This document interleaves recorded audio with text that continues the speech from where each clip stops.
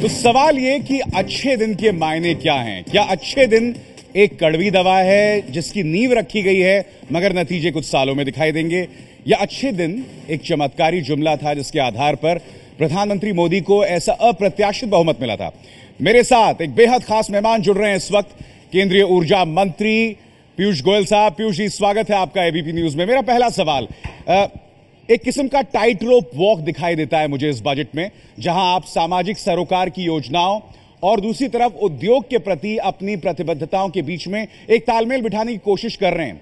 अगर मैं आपसे पूछूं एक बड़ा आइडिया जो इस बजट से उभर कर आता है, तो वो बड़ा आइडिया क्या है पीयूष जी?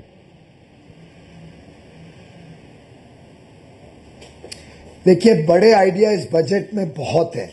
सबसे बड़ा आइडिया जो इस बजट ने साफ सामने रखा है कि एक बजट जो कोऑपरेटिव फेडरलिज्म को भी रिस्पेक्ट करे और साथ ही साथ केंद्र की जिम्मेदारियों को भी मद्देनजर रखते हुए जो समाज का सबसे पीड़ित, सबसे दरिद्र नारायण है, समाज में आखिरी व्यक्ति जो बॉटम ऑफ द पिरामिड पे खड़ा है, उसकी चिंता करते हुए एक लॉन्ग टर्म प्लान बनाना जिसका इनिशियल इयर्स में सामान्य आदमी को बहुत लाभ हो, आगे चल के उस सामान्य आदमी को आत्मनिर्भर बनाए, सामान्य आदमी के भविष्य की चिंता करे, उसके रिटायरमेंट की चिंता करे, उसके स्वास्थ्य की चिंता करे।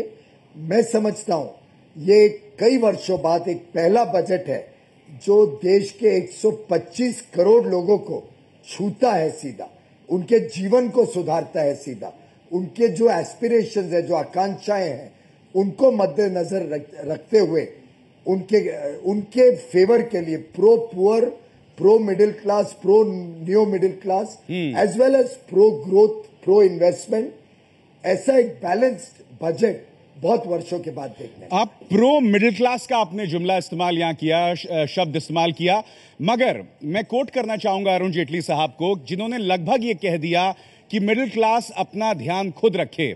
और आज जब चिदंबरम साहब ने भी उस बजट के जवाब में प्रेस कॉन्फ्रेंस किया था पीयूष जी, तो उन्होंने कहा था कि आपने सर्विस टैक्स का अक्रॉस द बोर्ड बढ़ा दिया, एक्साइज ड्यूटी बढ़ा दी, और ये सबसे ताज्जुब वाली बात है कि कॉरपोरेट्स के पक्ष में तमाम चीजें की गई हैं। तो हम क्यों ना माने कि काफी हद तक ये बजट एंटी मिडिल क्लास है? मैं समझता हूं आपने शायद बजट को अभी तक गहराई से पढ़ा नहीं होगा, इसलिए कुछ गलत फहमियां आपको और चिदंबरम साहब को हुई हैं। सबसे पहले तो मिडिल क्लास के लिए इस बजट में इतनी छूट दी गई है कि 50,000 रुपए तक 80cc/D में अगर वो अपने भविष्य के पेंशन के लिए जोड़ता है, सेविंग करता है नेशनल पेंशन स्कीम में, तो उनका इनकम टैक्स में रियायत मिलती है। हेल्थ इंश्योरेंस 15,000 से 25,000, ट्रांसपोर्ट अलाउंस 800 रुपए महीना से 1,600, मतलब 19,200 रुपए। हर तरीके से इस बजट में मिडिल क्लास को रियायत पहुंचाने की कोशिश की गई है और आज लगभग 7 लाख रुपए तक सालाना कमाने वाला व्यक्ति बिना कोई टैक्स के रह सकता है। वो उसके घर में कुछ पैसा इन्वेस्ट करे और अपने घर का मालिक बन जाए, कुछ सेविंग्स करे, कुछ ट्रांसपोर्ट और बच्चों की पढ़ाई में खर्चा होता है, हेल्थ केयर में खर्चा होता है। इन सब मिडिल क्लास परिवार के खर्चों को रिकॉग्नाइज करते हुए, नहीं पीयूष जी, मैं थोड़ा आपसे ना इत्तेफाकी यहाँ पे रखूंगा कि जब एक मिडिल क्लास व्यक्ति देखता है बजट की ओर, तो वो चाहता है कि सिंप्लीफाई हो चीजें, वो चाहता है सिंप्लीफाई हो। आपने टैक्स स्ट्रक्चर को बदस्तूर बनाए रखा है, सर्विस टैक्स आपने बढ़ा दिया है। आप ये बताइए ना, जो चीज का नाता सीधे उसके परिवार से है वो उसके लिए चिंता का सबब बना हुआ है। टैक्स स्ट्रक्चर बदस्तूर बना हुआ है, वहां आपने कोई रियायत नहीं दी। सर्विस टैक्स 2% बढ़ गया है, तो ये चीजें उससे दिखाई दे रही हैं और जो हमें प्रतिक्रियाएं भी मिल रही हैं वो यही मिल रही हैं पीयूष जी। अभिसार जी, पहली बात तो ये टैक्स स्ट्रक्चर ये रखने का कारण ये है कि अगर आप सीधा उसको सिंप्लीफाई करके सब एग्जेम्पशंस हटा देते हो तो उसमें एक डर ये है कि कंज्यूमरिज्म की तरफ जाएगा और आगे की चिंता ना करते हुए व्यक्ति को आगे तकलीफ हो सकती है। विदेशों में भी आपने कंज्यूमरिज्म के गलत परिणाम देखे हैं। भारत में इतने वर्षों तक पेंशनलेस सोसाइटी रही है। पहली बार यूनिवर्सल पेंशन स्कीम एक universal social security scheme Bharat में देखने को मिली है। और हम चाहते हैं कि जो सामान्य व्यक्ति है उसका पैसा सदुपयोग हो, वो किस प्रकार से इन्वेस्ट हो आगे उनकी सेविंग्स में, किस प्रकार से पेंशन की तरफ इन्वेस्ट हो, हेल्थ केयर का ध्यान रखा जाए। तो मैं समझता हूँ इंडिविजुअल टैक्सेशन का ये जो सिस्टम है ये काफी सरल है, इसमें कोई हैरेसमेंट नहीं होती है। जहां तक सर्विस टैक्स और एक्साइज की बात है, एक्साइज बढ़ाई नहीं गई है, आपको कुछ गलत फहमी है, और एक्साइज सीधा व्यक्ति को चोट पहुंचाती है। सर्विस टैक्स एक ऐसा टैक्स है जो अधिकतर सर्विसेज बड़े कॉर्पोरेट्स और सुपर रिच के तरफ जाता है।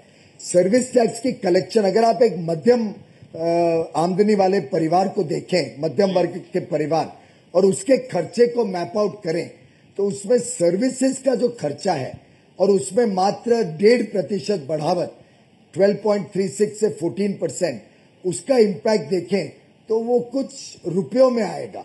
लेकिन जो सेविंग दी गई है जुलाई और अब की मिला के 2 लाख रुपए की, उससे लगभग व्यक्ति को 20,000 रुपए का सालाना लाभ होगा। तो ये सर्विस टैक्स को ओवर एम्फसाइज किया जा रहा है। पीयूष जी एक बात बताइए, आप लोग परिवार पे इम्पैक्ट देखें तो चंद रुपयों में आएगी। मोदी सरकार 282 नॉट आउट खेल रही है, बहुत जबरदस्त स्कोर आपका है लोकसभा में, तो ये मौका था बिग बैंग रिफॉर्म्स करने का।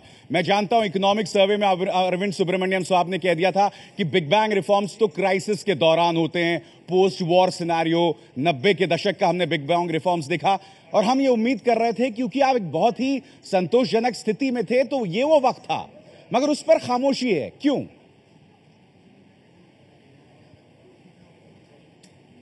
दुर्भाग्यपूर्ण आपके बिग बैंग की परिभाषा मुझे समझ नहीं आ रही है। मुझे लगता है इससे बड़ा बिग बैंग बजट हुआ नहीं है, जो सबका बजट है, सबके लाभ देने वाला बजट है। अब आप देखिए क्या क्या चीजें हुई हैं। एक प्रोक्योरमेंट लॉ, हमारे कोयले के आवंटन को आपने देखा इतनी ईमानदारी से, इतने सुचारू रूप में, और एकदम अवधि पहले से तय की गई अवधि के हिसाब से टाइम बाउंड एग्जीक्यूशन।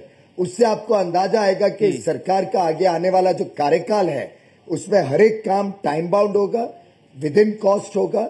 और प्रोक्योरमेंट, सरकारी जो खर्चा है, चाहे वो सरकारी खर्चा कुछ चीज खरीदने के लिए हो या नेचुरल रिसोर्सेज को देने के लिए हो, दोनों में भ्रष्टाचार मुक्त भारत, उससे ही जो लाभ होगा देश को, और वो लाभ सीधा वेलफेयर स्कीम्स को इम्पैक्ट करेगा। जो जनधन योजना में बड़ी सफलता हुई है, और आप जनधन योजना, आधार और मोबाइल तीनों को जोड़ते हुए जो डायरेक्ट बेनिफिट ट्रांसफर का रोल आउट 1 करोड़ से 11 करोड़ परिवार तक मात्र 6 महीने में इस सरकार ने किया है, उसके आगे आने वाले दिनों में डायरेक्ट बेनिफिशियरी को जो ट्रांसफर होगा, उनको जो लाभ होगा, उसका जो बड़ा योगदान होगा।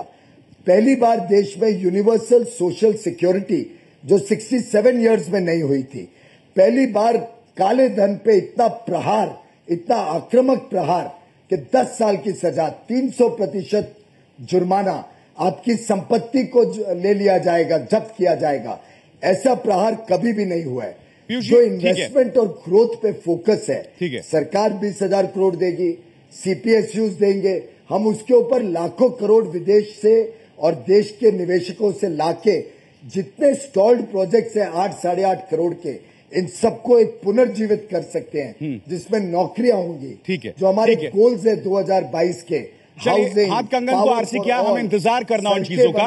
मैं आखिरी हिस्से में आ रहा हूं अपने इस इंटरव्यू का आपसे। मैं आपसे जानना चाहता हूं यहाँ पर 2 मुद्दों पर, ठीक है, आपने 2 मुद्दों पे खामोशी दिखाई देती है पीयूष जी यहाँ पर।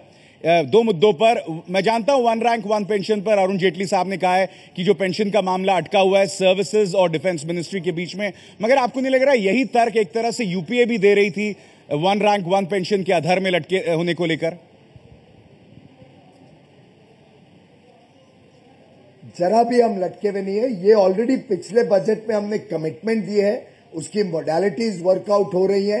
अब हर बजट में वही चीज दोहराएंगे तो आप कहोगे भाई ये तो आपने लास्ट ईयर भी कहा था, इससे उन्होंने उसका जिक्र नहीं किया। लेकिन प्रधानमंत्री जी की प्रतिबद्धता है, उस पर काम चल रहा है और उसको तुरंत ही आर्म फोर्सेस के साथ सहमति के साथ इसको रिजॉल्व किया जाएगा। और ये तो ऑलरेडी लास्ट बजट में अनाउंस। और आखिरी सवाल, मेरा आखिरी सवाल, स्मार्ट सिटी भी तो प्रधानमंत्री के दिल के इतने करीब थी, वो भी इस बजट में पूरी तरह से नदारद है। क्या वजह है? भाई साहब स्मार्ट सिटी की कल्पना मैं समझता हूं इस पे आपने एक डिबेट करनी चाहिए। स्मार्ट सिटी क्या है? स्मार्ट सिटी ऐसी सिटी है जिसमें काम करना आसान हो, लोगों के पास घर और बिजली और सड़क हो, लोगों के घरों में एक खुशहाली का माहौल हो, एक जिसको कहते हैं ना जीवन का जो श्रेणी है, जीवन के जो अलग अलग पहलू हैं वो अच्छे हों। तो उसमें ट्रांसपोर्ट की व्यवस्था हो, पब्लिक ट्रांसपोर्ट की, शहर साफ सुथरा हो, डिजिटल कनेक्टिविटी हो वाईफाई वगैरह द्वारा।